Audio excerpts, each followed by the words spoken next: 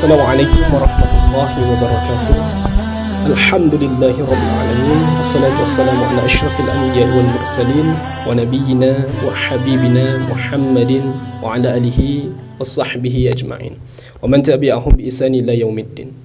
Kaum muslimin, ikhwafillah, para pemuda-pemudi yang dirahmati Allah dimanapun berada, bersyukur kita kepada Allah dengan melafazkan Alhamdulillahirabbil alamin. Kemudian kita tunjukkan dengan segala bentuk aktivitas kita niatkan ibadah kepada Allah. Mudah-mudahan Allah meridainya. Salawat dan salam selalu tercurah buat Nabi besar Muhammad sallallahu alaihi wasallam. Allahumma salli ala Muhammad wa ala ali Muhammad.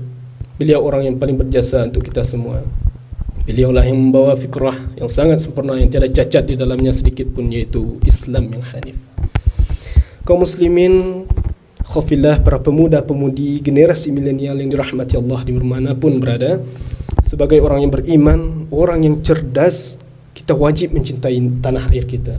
Apa bentuk kecintaan kita? Salah satunya dengan membangun bangsa ini, dengan membangun bangsa ini menjadi bangsa yang lebih baik, yang menjadi bangsa yang baldatun thayyibatun wa rabbun ghafur.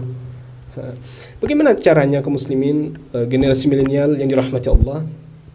Salah satu caranya dengan berdakwah di jalan Allah, menyampaikan yang benar dan mencegah kepada yang buruk.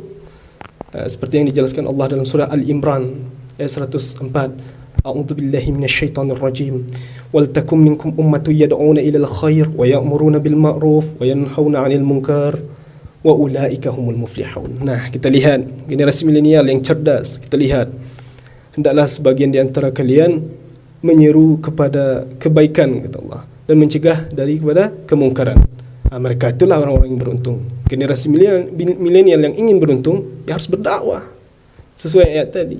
Kemudian ayat selanjutnya masih surah yang sama, ayat 110, kata Allah, kuntum khaira ummah ukhrijat linnas ta'muruna bil ma'ruf wa tanhauna 'anil munkar wa tu'minuna billah. Kalian adalah umat terbaik, kata Allah, dengan 3 rumusan. Apa rumusan itu?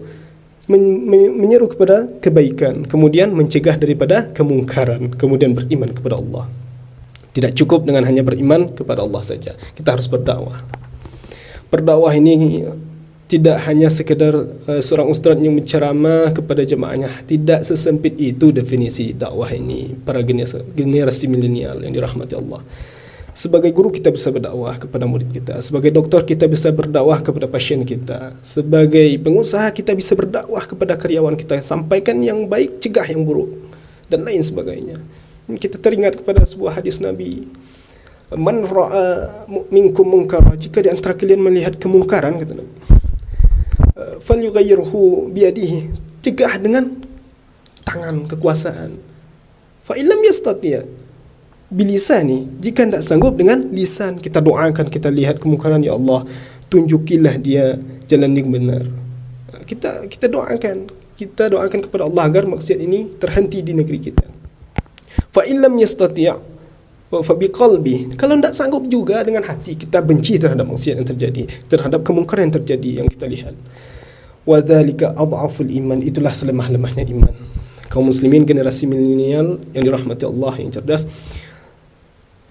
di sini kita lihat, di hadis tadi kita lihat 3 tingkatan berdakwah. Pertama dengan kekuasaan, kemudian dengan lisan, kemudian dengan hati. Sebagai milenial yang cerdas, kita harus mengambil yang tingkatan pertama, yaitu kekuasaan. Bagaimana caranya? Kita lihat, jika kita menjadi penguasa, maka dakwah ini lebih efektif disampaikan, terjalan dakwah ini. Bagaimana caranya? Contohnya kita lihat, andai kata, anda contohkan pemimpin kita, ustaz kita, Buya Mahyaldi, andai kata Buya membuat surat edaran pada malam Ramadan, semua kafe ditutup, semua warung remang-remang ditutup. Terjadi nak? Terjalan. Orang yang ingin minum minuman keras di kafe itu tertutup, tidak bisa. Orang yang ingin berjudi tadinya di warung-warung tidak bisa, karena telah ditutup. Andaikan keluar juga surat edaran, setiap hari Jumaat semua pegawai wajib memakai pakaian muslimah, terjalan tak? Terjalan. Andai kata kita berceramah di masjid, yang menjalankan itu hanya orang beriman, yang kurang imannya tidak mereka jalankan sepenuhnya, karena lebih efektif dengan kekuasaan. Karena kata Nabi dari 3 tingkatan itu tadi, cegahlah dengan kekuasaan. Dengan kekuasaan ini kita bisa mencegah dan kita bisa menyeru orang kepada kebaikan. Kaum muslimin yang dirahmati Allah, andai kita tidak bisa menjadi penguasa, bagaimana caranya? Kita contohkan, misalkan pada tahun 2024 nanti Buya kita ingin menjadi presiden, ada peluang Buya kita akan mencalon jadi presiden. Kita sampaikan kepada orang lingkungan sekitar kita, pilihlah pemimpin yang memahami syariat agama agar negeri kita ini menjadi negeri yang dirahmati Allah. Nah, dalam menyampaikan itu kita bukan berkampanye, itu berdakwah kita. Apalagi kita sebagai dai, kita sampaikan di masjid, saat khutbah, saat berceramah kita sampaikan. Itu bukan berkampanye, itu berdakwah itu. Kalau kita tidak bisa menjadi penguasa, kita seru orang untuk memilih pemimpin yang memahami agama, mempunyai iman yang kuat seperti pemimpin kita sekarang. Itu Buya Mayafdi, mudah-mudahan dirahmati Allah.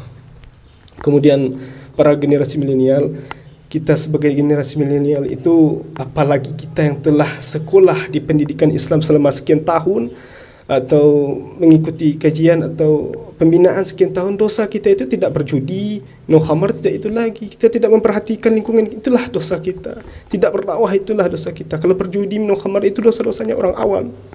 Tidak berdakwah, itulah dosa kita. Apalagi kita yang telah mengaji, mengikuti sekolah di sekolah Islam sekian tahun.